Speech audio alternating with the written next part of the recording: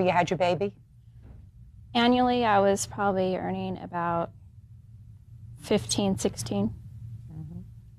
From which date to which date was she, do you say that she was overpaid? September 6th. No, wait up here.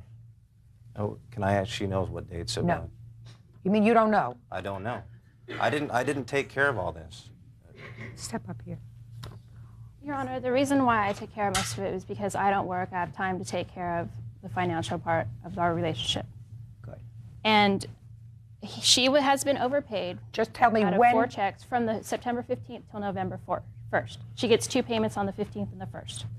To November what? 1st. The 15th to the 1st.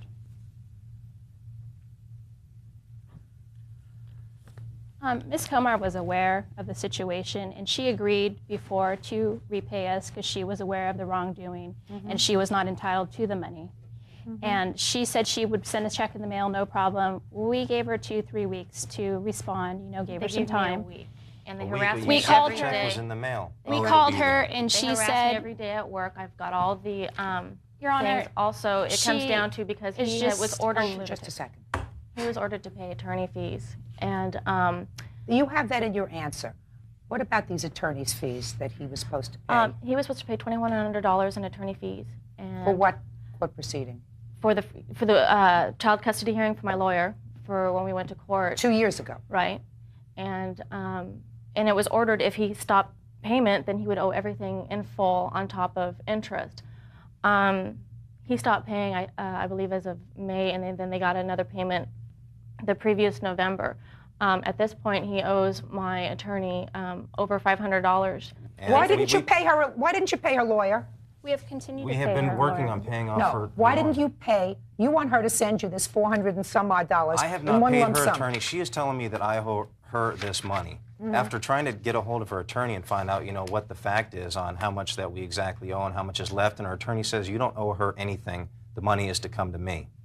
And I said, I just want to get that clear because I don't want to give her $500 and then turn around and have to give you another $500 because, she didn't say that she got the money. Your Honor. So I'm supposed to get the $432 from her, and then I will turn around and pay the attorney and make payments. You're with the supposed to get the attorney. $432 if I believe that that's equitable, sir. Judge Judy continues in a moment.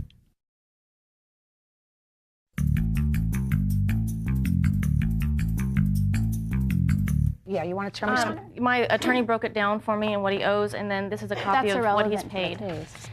That's Your a Honor, whole other case anyway. The money was supposed to be dropped because we need to support our daughter as well as Berlin.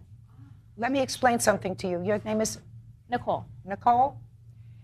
In most jurisdictions in this country, and she may not have known that because she didn't have a lawyer, you do not get a reduction in child support because you choose to have other children. You take on the responsibility of a second family, understanding that you have a first family or a first child, and if you can afford to have 2 children, you have 2 children. If you can afford to have 10, you have 10. But if you decide to have 10, child number 1 doesn't get reduced support. That's the law in most jurisdictions. Now, what you did was you went to court. You didn't even go to court. You went to a mediator. You didn't have a lawyer. You brought no proof of what your earnings were. I would bet a year's salary that in the first 3 years of your daughter's life, you paid nothing close to $566 a month. And at that time, you didn't have a new baby. The $566 a month was based upon what a court found your income was. That was after a hearing. There was really no basis for a downward modification if you went to court. Just pay attention.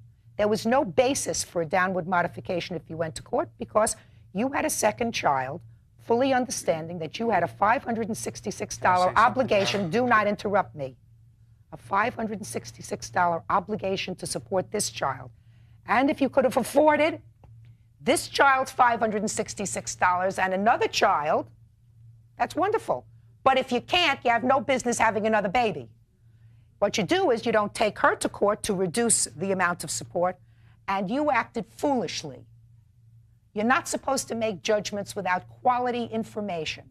And the quality information is you're supposed to know what he's earning before you agree to a reduction and what is your child's right, which is to be adequately supported by both parents based upon their means. I don't even know how much he earns now. I mean, if he's only earning $30,000 a year, he's the most underpaid construction worker in this hemisphere.